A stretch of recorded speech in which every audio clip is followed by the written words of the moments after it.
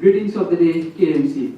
It's an honor to welcome you all to this exciting and enlightening session. I, Aviral, and Harsh will be your host for today. Dakshi, Disclosing Ancient Knowledge System and Heritage of India, is a movement that aims to rebuild our ancient Indian knowledge system. Dakshi's main work involves writing research papers, articles, journals, releasing annual magazine every year, conducting speaker sessions, and heritage walks. ज्ञान पर दाक्षी का वार्षिक कार्यक्रम है जिसमें पत्रिका विमोचन और स्पीकर सत्र होते हैं। मैं ज्ञान पर 2024 के दूसरे सत्र में आप सभी का स्वागत करता हूं। पिछले सत्र में प्रोफेसर मीनाक्षी जैन ने दर्शकों के साथ अपनी बहुमूल्य अंतर्दृष्टि साझा की है। इसके साथ ही हम अपने अगले वक्ता प्रोफेसर आनंद रंगनाथन जी के साथ ज्ञान के इस पर्व को आगे बढ़ाएंगे। शुरू करने से पहले मैं आप सभी का धन्यवाद करना चाहता हूं कि आप इस ज्ञान और विकास की यात्रा में अपना समय निवेश करने के लिए यहाँ एकत्रित हुए। अब बिना किसी देरी के चलिए सत्र शुरू करते हैं। Our speaker for today needs no introduction, but I am privileged to introduce a few milestones of his incredible journey. So please welcome Dr. Anand Ranganathan.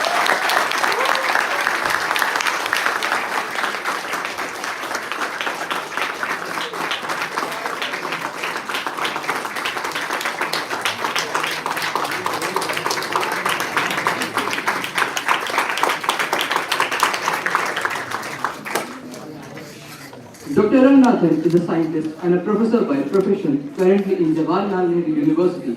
Apart from his public debates and speeches that we all often enjoy, he has an impressive educational background.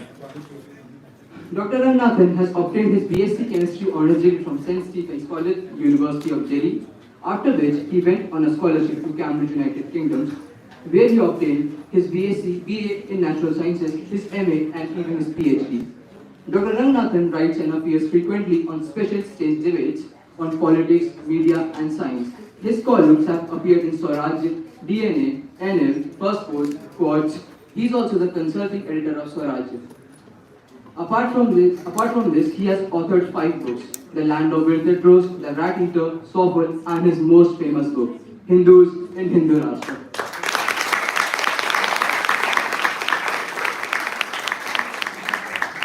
His forthcoming book is on India's forgotten scientists. अब मैं हमारे principal professor Dinesh Khattar जी और दाक्षी के संस्थापक अक्षत कुमार भदौरिया जी से अनुरोध करना चाहूँगा कि वो डॉक्टर आनंद रंगनाथन को सम्मानित करें।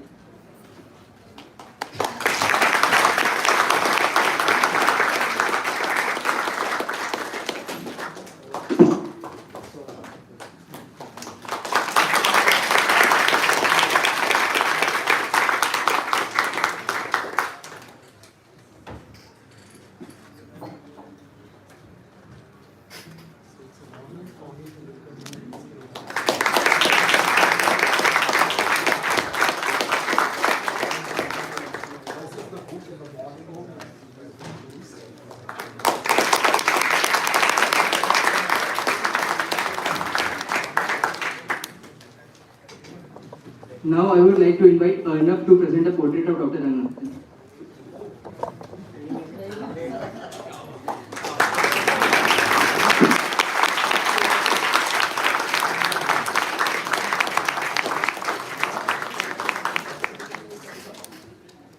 I can see a double chin here, but 5 years back. Sir room में मेरी क्लास लेके आ रहे हैं। So moving forward, the topic of the session is India on the path of becoming a world leader or a Vishwa Guru. So without further ado, I would like to invite our principal Professor Dinesh Twaiter on stage for a welcome note.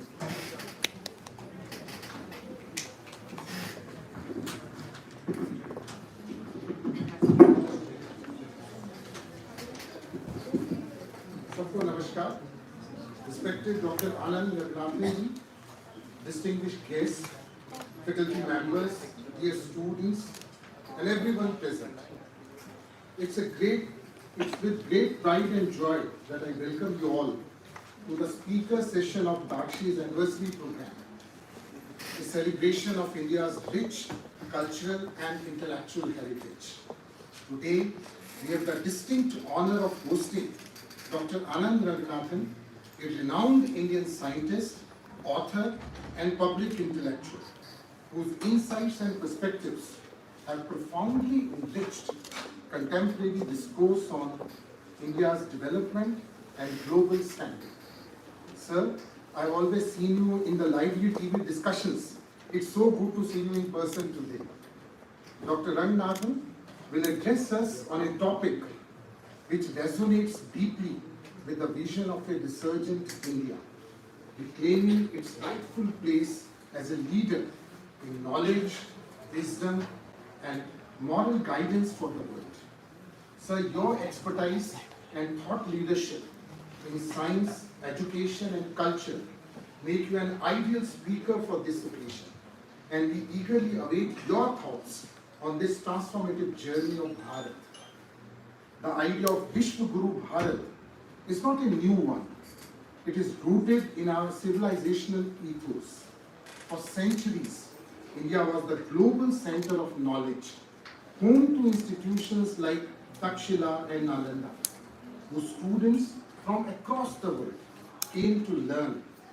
Swami Vivekananda captured this essence when he said, India will be raised not with the power of flesh, but with the power of the spirit.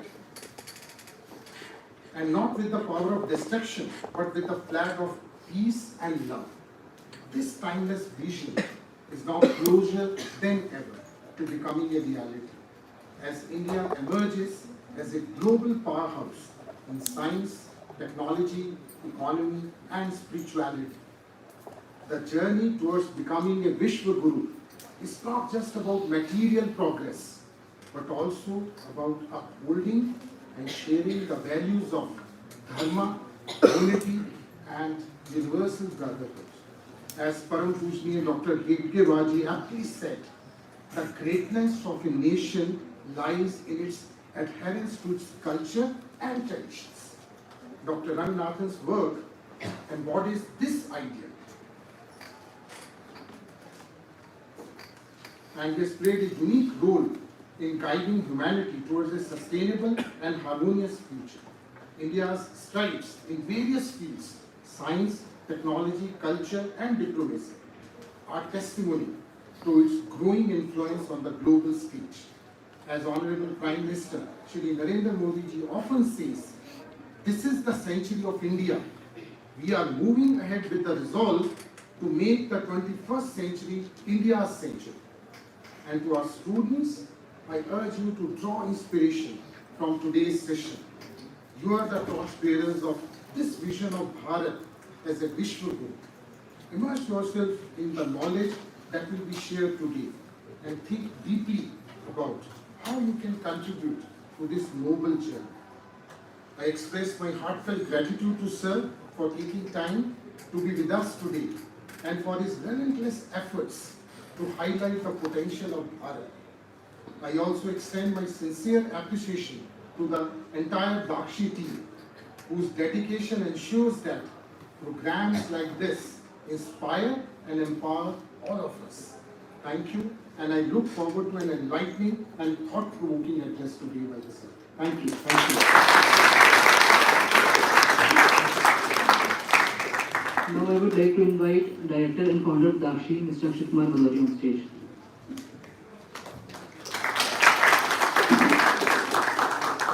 सर्वप्रथम यहाँ उपस्थित माता सरस्वती जो कि ज्ञान की देवी हैं और हमारे लिए आधार है हमारे ज्ञान का, उनको सर्वप्रथम नमन। उसके बाद डॉक्टर आनंद रंगनाथन जी को मेरा प्रणाम कि वो उनकी उपस्थिति यहाँ पर इस कार्यक्रम में हो पा रही है। प्रोफेसर दिनेश खट्टर जी को भी मेरा प्रणाम कि वो यहाँ पर आए और उनको बहुत बहुत धन्यवाद। इसी के साथ साथ आप सभी लोगों को भी बहुत बहुत धन्यवाद कि आप दाक्षी के इस कार्यक्रम में ज्ञान पर्व में उपस्थित हैं और डॉक्टर आनंद रंगनाथन के इस लेक्चर को सुनने के लिए इतने उत्साहित हैं, क्योंकि मेरे को सबसे ज़्यादा क्रेज आपके लेक्चर का ही था कि thank you for inviting doctor Anand Ranganathan. इसी के साथ दाक्षी का मैसेज आप सभी लोगों तक पहुँचाया जा रहा है अलग अलग माध्यम से। मुझे उम्मीद है कि आप लोग दाक्षी से आगे जुड़ेंगे, जो भी नए जुड़े हैं वो भी जुड़ेंगे।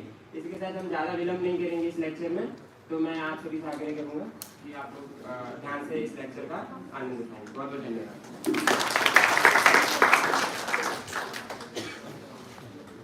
So finally, I would like to invite Dr. Anand Ranganathan on stage.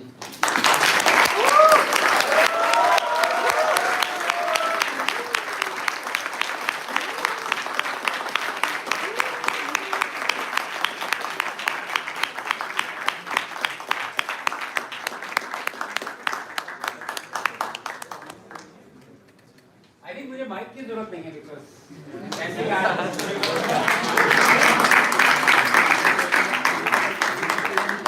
सुबह बाइक से आर्गुमेंट हुई है so it is such a pleasure and an honor to be invited. Thank you, Dakshi, and special thank you to all the youngsters out here. It's real, as I say, I'm overwhelmed by your welcome. और specially professor Khattar, अगर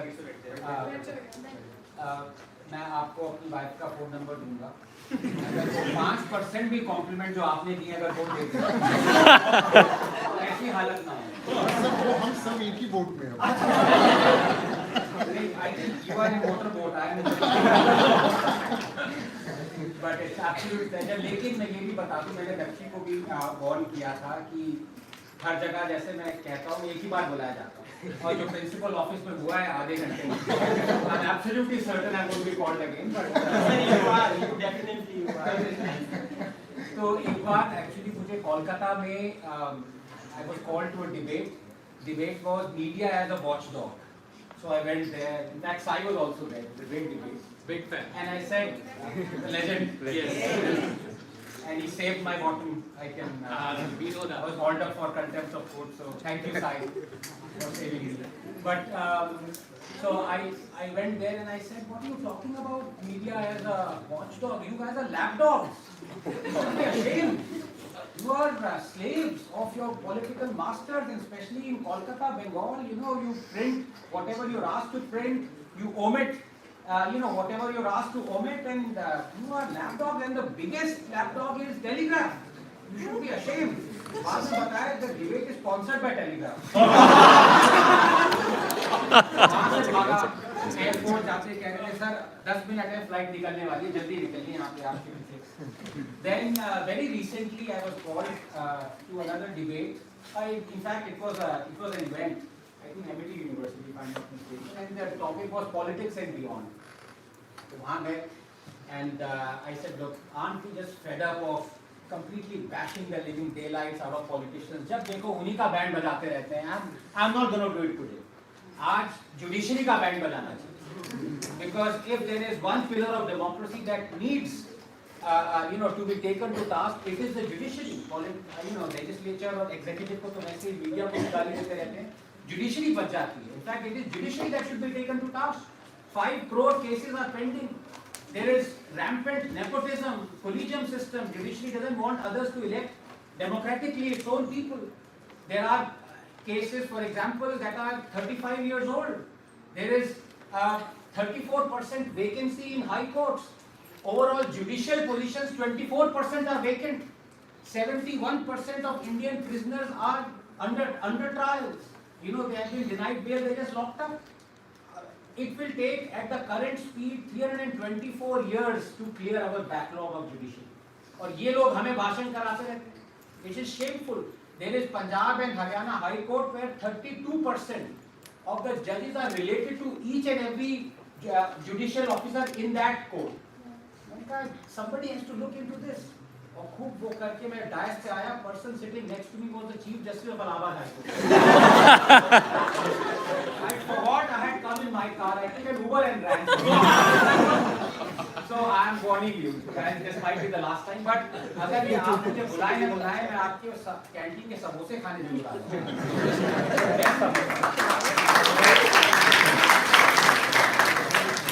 Coming here is coming home, literally.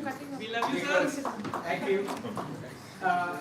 Because I remember almost every day we used to cut through Karodimal to go to K-Nax and have chachas, bhaturas, and we have the corner juice shop, and until I think the powers that be that are at Karodimal realized कि ये तो हमेशा काट के आ जाते हैं, तो वो बंद करा दिया था. I think that's closed. And I did not get admission in Karodimal, so I chose the next best, which was in Sydney.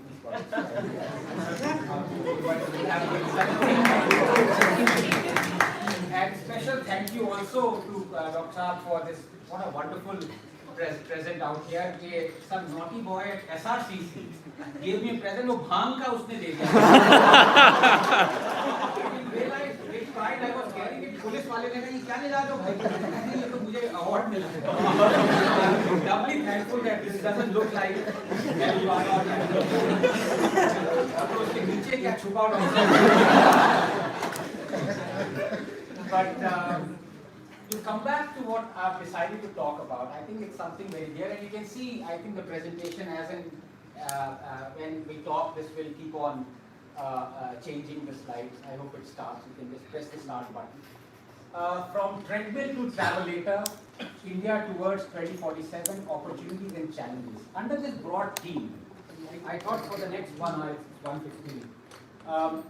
And then we'll have a very robust question and answer session. I thought I'll talk about something that I believe is fundamental to success. There is absolutely no doubt that right now where we stand, and I don't know whether you know this, 50% of our population is below 25 years. Yes. It's just all of you, and it's just incredible. So it is an inflection point. But unless we find out what are the fundamentals of success, I'm afraid it will be very difficult for us to reach where we want to in 2047 as a developed country.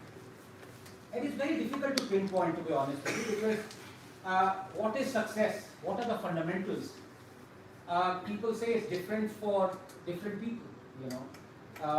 And as the adage goes, success hides failures. You know, when people, when they attain success, in whatever field, they don't want to remember their failures, and if they're politicians, then they certainly don't want to remember their failures.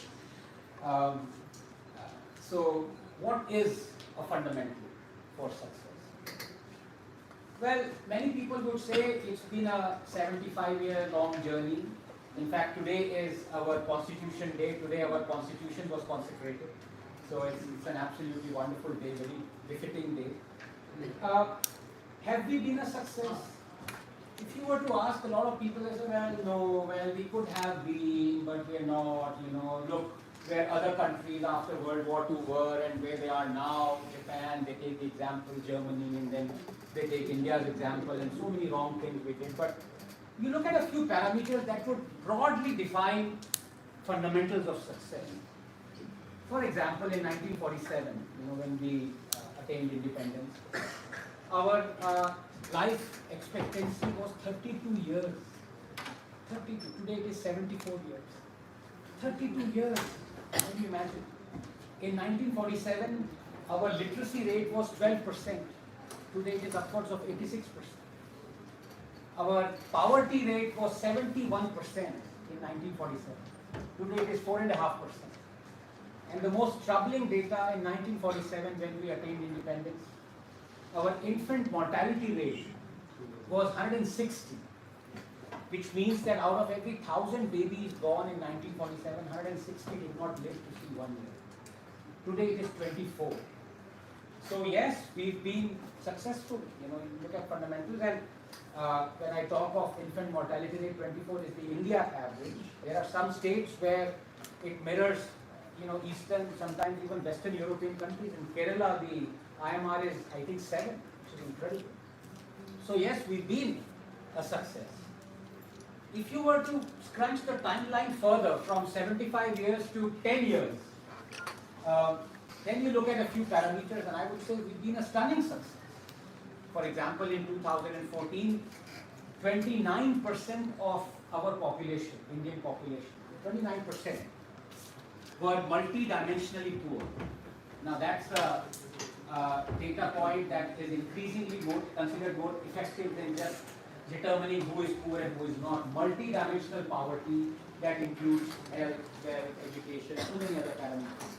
29% of our population was multi-dimensionally poor in 2014. Today it's shrunk to 11%. So we have pulled out 250 million Indians in the last 10 years out of multi-dimensional poverty. That's a stunning achievement.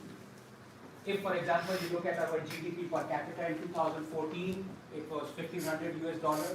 Today it is $2,500 US. You look at our foreign exchange reserves in 2014 were $300 billion. Today it's touched. In fact, it's surpassed $700 billion, more than double. So many other parameters. For example, you look at the number of airports. It was 74 after 10 years. Today it's 148. 5 metros had 5 cities had metros. Today 20 cities have metros. In 2014, 21,000 kilometers of railway line was electrified. Today it is 63,000. And the most stunning achievement, 60 years prior to 2014, the length of the highways that we had built, in the last 10 years, we built half of that. So that's why I say Nitin Gadkari is not really Our electronic exports in 2014 were $7 billion, today it's $23 billion. And something that the budding financial experts would understand, the AUMs or assets under management for mutual funds in 2014 were 9 lakh crores, today it's 63 lakh crores. Absolutely stunning. Another one, in 2014, India had 350 startups. Today we have 118,000 startups. Yeah. So, 75 years journey, yes, it's been a success. Last 10 years, it's been a stunning success. And if you were to scrunch the timeline even further, from 75 years to 10 years to 1 year, then it's been a spectacular success. I mean, you look at a few parameters again. Our monthly GST collections have been the highest ever at 2.1 lakh crores. Very recently, I think June it was. Our exports have been the highest ever at $780 billion. Our manufacturing PMI index has been the highest ever at 59.1. Number of vehicle sales have been the highest ever at 4.1 million units. Number of income tax paying have been the highest ever at 68 million. Number of jobs created have been the highest ever at 47 million. Our inflation has been at a 5-year low at 3.5%, although it has risen a little bit in the last couple of weeks. But I'm talking about in the last 1 year. Our inequality has been at a 5-year low, Gini coefficient of 0.4. Our central government debt ratio is at 5-year low of 53%. And our Sensex has been the highest ever at 83,000. So from success to stunning success to spectacular success. So you say, what is this guy talking about? Pure O'Reilly, right? The glass is, half empty, half full. Hey, we are brimming. But then I say, if all this is true and it is true, then why is it that still we have 300 million Indians living on 60 rupees a day? Why? Why is it that still 150 million children are out of school?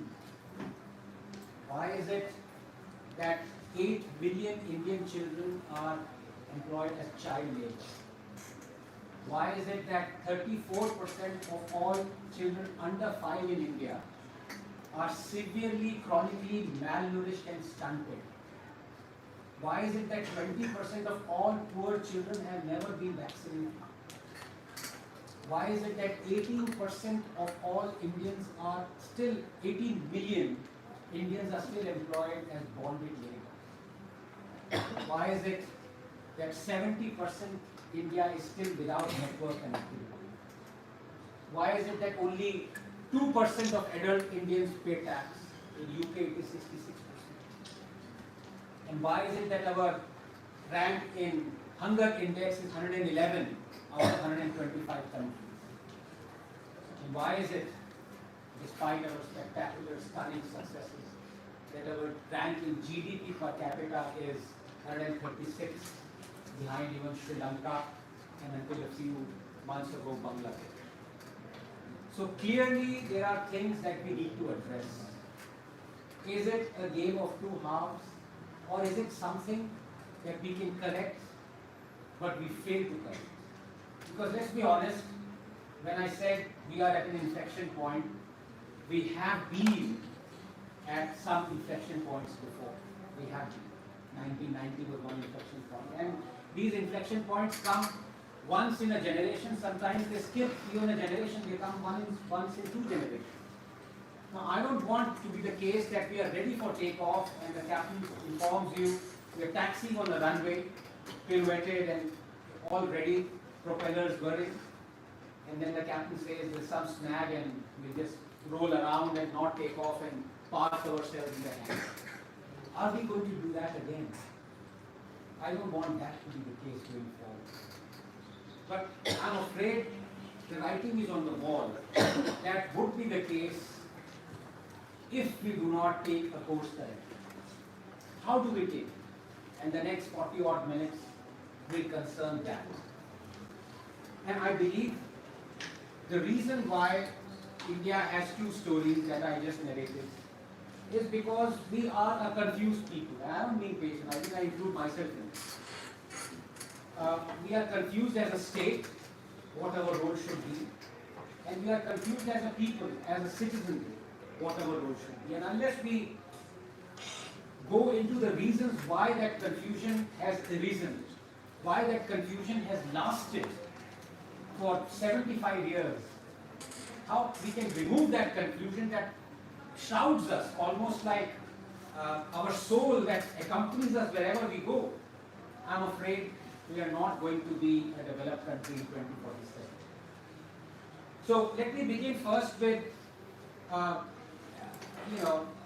kind of an observation that if I were to ask an audience as to what is that single greatest policy, government policy, that has helped our economy grow, most of you will talk about economic liberalization, rightly so. That was the first step after decades that we decided, look, enough is enough, and if we have to move forward, we have to liberalize our economy. That was one policy. License Raj finished in a very large measure. That was another. You would say GST is another. Some would talk about digitization is another. Banking system another. So many other things. But the one common factor in all the answers that one would give, if one were to say one single greatest policy that has helped our economy grow, would be related to economy and finance. That is how our minds are trained. But what if I were to tell you that the one single greatest step that Indian politicians or Indian government has taken that has helped our economy grow the most is actually midday meal scheme. It's got nothing to do with economy. And we don't even realize it. It doesn't enter our mind. It doesn't enter our mind that that is the role what the state should imbibe. That is what the role of the state should be. Every single day, 130 million Indian children go to school. And they go to school, their parents send them to school because they may study, but more importantly, they will get a healthy, nutritious meal, which is mandated by Supreme Court to be at least 430 kilocalories. Millions of parents have seen their children grow healthier, wealthier, wiser because of the midday meal. And it was an idea of K. Kamaraj, who never even went to school. So next time, all of you youngsters think that, oh, we need a educated politician who's a graduate, postgraduate, a PhD, a doctor, an engineer. Think again. Here is a man who's helped our country the most, and he never even went to school. That is why it is important for us to realize what the role of the state is. The role of the state, let me put it in one sentence, is to create a healthier, wealthier, wiser, more flexible, more adaptable workforce. That is all the role of the state is. The role of the state is not to use that workforce. The role of the state is to make that workforce ready for you, the wealth creator, the future wealth creators to use. And I put it to you, I'll go one by one with examples, I'll prove it to you that far from jumping into this role The state has been doing exactly the opposite. The state has not been bothered at all for the last 70 years in creating a healthier, wealthier, wiser, more adaptable, more flexible workforce. Whatever workforce the state has created, and we are now, our workforce is 600 million strong. 600 million is the labor force of India right now. Some say it's 615, some say 585, but average 600. This workforce is what is going to propel this country to a developed country by 2047. But it's not going to do it if we don't realize what is the purpose of this workforce, what is the purpose of the state. The state has been using this workforce, whatever little it has created, healthier, wiser. Let me go one by one. Let's start from the last aspect what I talked about. The role of the state, what it should be and how confused it is. So as I said, we have a workforce of 600 million strong Indians. 44% of that workforce is employed in agriculture, which is an area that contributes only 14.5% to 14% to our GDP. In the West, even in middle income economies, it is 2 to 3% of the workforce that is employed in agriculture. Out here we have 250 to 300 million Indians employed in a loss-making sector that is leaching the country's resources dry. From production to purchase, everything is medieval, archaic, and yet we continue to have such a large workforce employed in this sector. Let us divide this sector into 2 or 3 portions. I want to spend some time on this because I think it's very important. And mostly the people from our socio-economic strata in this room, they ignore it. Because they say, oh, that's not our problem, agriculture is someone else's problem, we don't want to deal with it. Without realizing how intertwined it is to our own lives. So when you look at agriculture, I just said, 250, 300 million people are involved in agriculture. 81% of the crops and farmers are not insured. This is in this sector. 110,000 farmers have committed suicide in the last 10 years. You tell me one sector of our economy where so many people have committed suicide because of apathy or because of pure misery. No one. And yet, we haven't woken up from our slumber. We haven't addressed the issues that need to be addressed. Did you know that in the last 6 years, 70 million hectares of agricultural farmland of India, almost 40% of our arable land, agricultural farmland, has been destroyed because of either droughts or rains. 40%. It's just unbelievable. And we don't even realize this is the how the production is happening. If you look at what is being produced, 320 million tons of food grains are produced annually in India. Our storage capacity is 145 million tons. More than half we don't have capacity to store. This is the situation. Let's look at, for example, another statistics.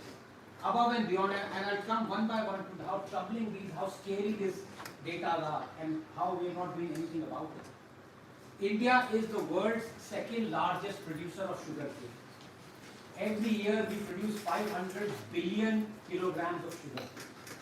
500 billion kilograms. Unbelievable. But the amount, as you know, sugarcane is a very water-intensive crop. Absolute water guzzler. The amount of water required to produce 500 billion kilograms of sugarcane is 1 quadrillion liters. I didn't even know what quadrillion is. I thought things finished at trillion. So I had to go and check up. And I've calculated it in terms of an analogy for you to better understand. That's the amount of water that is present in 10 Ganga Sagar dams. That's the amount of water that is required for us to grow sugarcane, 500 billion kilograms. And sugar prices, they have halved in the last 6 months. Our water table, our capacity per capita consumption has decreased by more than half in the last 40 years. from 3,000 cubic meters in 1984 to 1,200 cubic meters now.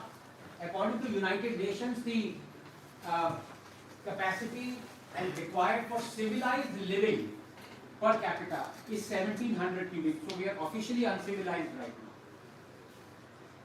3,000 billion cubic feet of Godavari during monsoons goes waste into the ocean.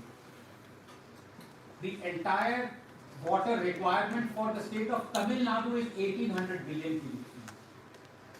78% of river water during monsoon goes to the ocean.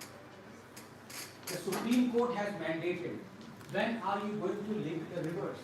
Geologists, engineers, for 30 years, committee after committee has promulgated that we need to link rivers, we need 30 rivers to be linked from drought areas to flood areas. We don't have enough water to grow. And yet, not a single plan has been implemented, except a small portion. One politician got up about 7 years ago, when he was the chief minister of Maharashtra. He might become the chief minister of Maharashtra again today. He said, we can't go on like this. This is absolutely crazy. You are growing sugarcane, sugar prices are half the amount of water it is required. So from now on, any farmer who wants to grow sugarcane would have to seek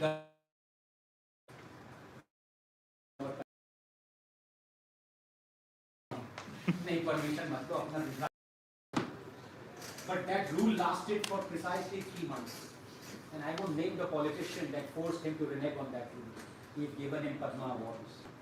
But the state's role there was, we need molasses, which is a byproduct of sugarcane, for our liquor industry. So let's not worry about the water guzzling capacity of sugarcane. And as a result, you must have seen in Latur, when drought struck about 4 years ago, politicians were cutting ribbons, launching water trains from Mumbai to Latur. They were delighted. Here at last we are sending tanks upon tanks through trains of water to Latur. We should have linked Latur through river linking. But we're just not thinking about this. One man thought about this. And that man was Narendra Modi. And he said, we need reforms in this sector. So he brought in 3 farm laws.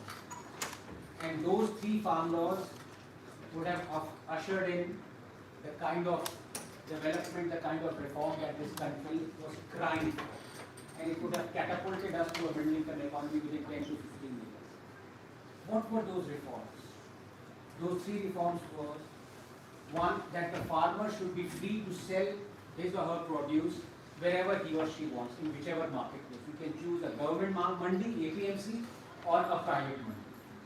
That is what business is. The hallmark of growth and prosperity is that you give businessmen or businesswoman a choice. Prosperity is dependent purely on choice. It is up to you to choose, but you give the choice. That was the first reform. The second reform was to do away with the emergency provisions of the Essential Commodities Act. Now, this was a draconian act that allowed bureaucrats to change storage, the word storage, to hoarding almost overnight, thereby libeling anyone who was storing agricultural produce non-bailable arrest warrant. So as a result, no businessman or no businesswoman worth his or her salt was prepared to make state-of-the-art godowns to store perishable commodities that otherwise farmers were forced to sell within a period of 2 weeks or 3 weeks. You've seen how routinely farmers would dump tons of their produce on the streets, even milk sometimes, potatoes, and because they were perishable items. But then it was upon the government to say, this is not storage anymore, this is hoarding, arrest that person. Second reform was that provision would go. And the third reform was that contract farming would be introduced. So any person, any company can approach a farmer and say, oh, you got this wonderful land, I will pay you for you to grow this crop and give that crop to me. That is the hallmark of successful business entrepreneurship. All hell broke loose, almost overnight. The country came to a standstill. The country was on standstill for almost a year Highways were blocked to Delhi. 5 highways were. People died. Protests happened. You saw the commotion and anarchy that enveloped us even on Republic Day when our flag was taken down from there. All that thing happened. The nation suffered an economic loss of 3,500 crores every day for an entire year. And you know what the tragedy was? That these 3 farm laws almost verbatim were in the manifesto of each and every opposition party, including the Congress party. Almost verbatim. But because Modi brought them, they suddenly became black laws. In fact, Congress wanted to do even a tougher version of the first farm reform. They said, we will remove APMC. We will not give farmers a choice. The farmers must go to private mandis. APMCs have no role, it's archaic, Soviet era. But the moment Modi even gave a choice, they suddenly became black. But you know, farm unions, the agriculture, all those documented data is there. How during the Congress they wanted these very farm laws. Agricultural Minister was Sharad Pawar, he wanted Kisan unions, TICAT, every one of them wanted these laws. But because Modi brought them, so one erupted. Outrage. But it is not that the politicians outraging or union leaders outraging that I mind. Because that's their job. If they don't do it, who else will? Their job is to be hypocritical. What saddened me immeasurably was that the one pillar of our democracy that I held at least to be more respectable than the others, the judiciary reneged on its own. It is when the Chief Justice of India, when he said, all I see are people who are protesting against the farm laws, the 2-3 million. Where are the people who are for the farm laws? I don't see them. In a sense, what he meant was those 250 million farmers should stop whatever they are doing in far-flung areas of Kerala, Tamil Nadu, Assam, Odisha, drop their plows and their tractors, stop their tractors and take the nearest bus, train, bullock cart and come to Tilak Marg and sit outside Supreme Court and say we are for the farm laws. Is that how democracy works? No. That is how anarchy works. And exactly after a week after Supreme Court reneged and stayed the farm laws and the farm laws were repealed, the Supreme Court constituted committee came up with its report that more than 80% of farmers and farm lobbies were actually for the farm laws. But then what is the situation out here? The role of the state? We continue to be harboring a sector that is producing 14%, contributing 14% to our GDP, and at the same time giving employment, quote unquote employment to 250 billion people. This is how inflexible we are. This is the inflexibility. We are not able to adapt this workforce, especially when you know that 50% of the farmers who were recently surveyed said we don't want our next of kin to take up farming. It is so medieval, archaic, loss-making. It is so devastating, and yet nothing has been done. You want to talk of another issue where we talk of flexibility, inducing flexibility in our workforce, the low-hanging fruit as I call them. Let's take the example of tourism. One city in the world, Paris, just one city, attracts 25 million foreign tourists every year. One city, Paris, 25 million foreign tourists.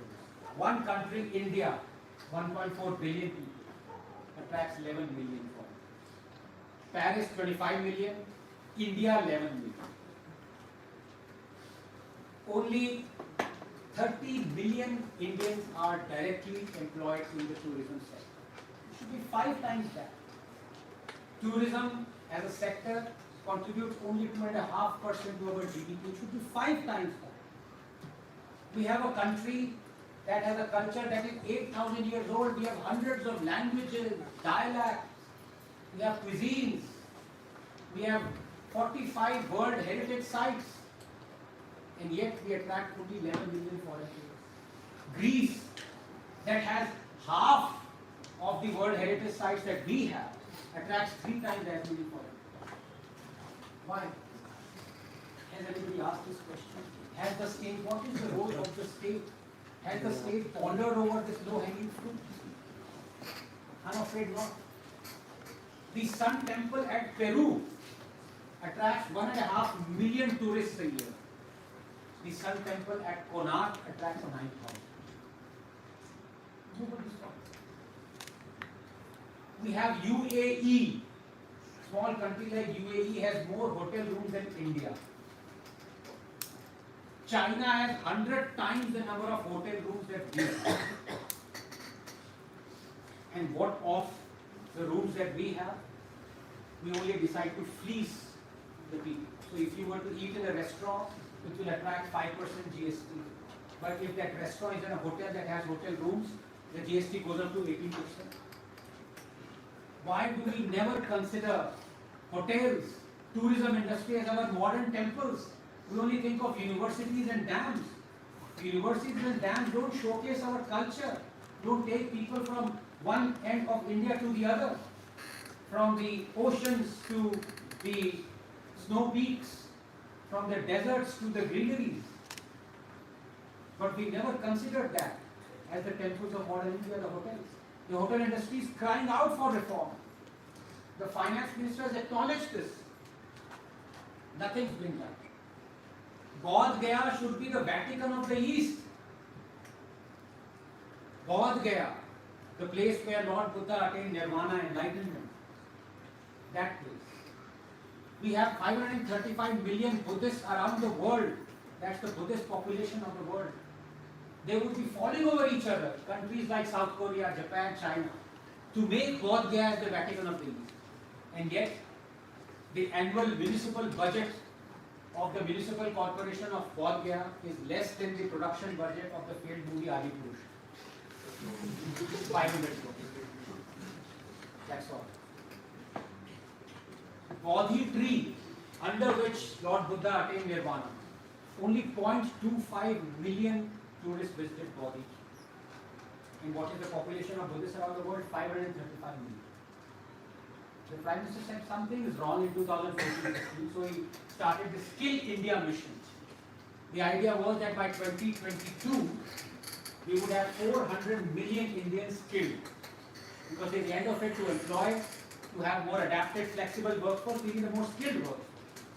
2022 came and then how many did we skill? 14 million. The target was 400 million, we skilled 14 million.